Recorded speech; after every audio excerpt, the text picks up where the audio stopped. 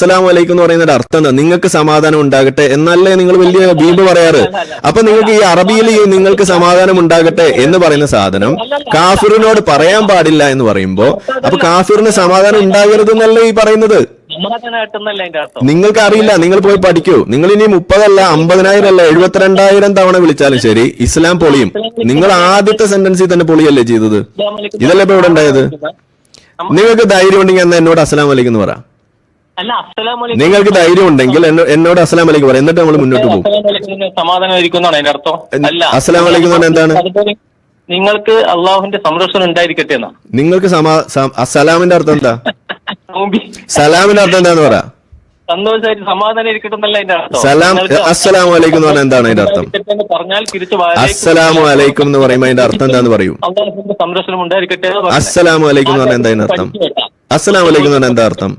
കേട്ടാ, കുറച്ച് അസ്സലാമു അലൈക്കും എന്ന് പറഞ്ഞാൽ എന്താന്ന് അർത്ഥം പറ. പന്നിവെള്ളം കുടിച്ചിട്ട് വാ. അസ്സലാമു അലൈക്കും എന്ന് പറഞ്ഞാൽ എന്താ അർത്ഥം എന്ന് പറയാ.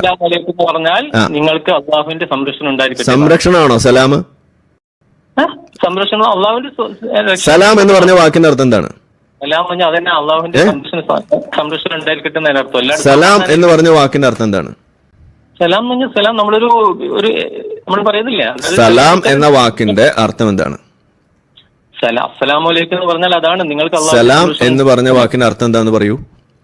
സലാം എന്ന് പറഞ്ഞാലും നമ്മളൊരു അഭിസംബോധന എന്ന് പറയുന്നില്ല. അതിന്റെ അർത്ഥം പറയാൻ. പറഞ്ഞോ, അർത്ഥം പറയും. സലാം എന്ന് പറഞ്ഞാൽ അസ്സലാമു അലൈക്കും എന്നല്ല. അസ്സലാമു അലൈക്കും എന്ന് പറഞ്ഞതിന്റെ അർത്ഥം എന്താന്ന് പറയാം.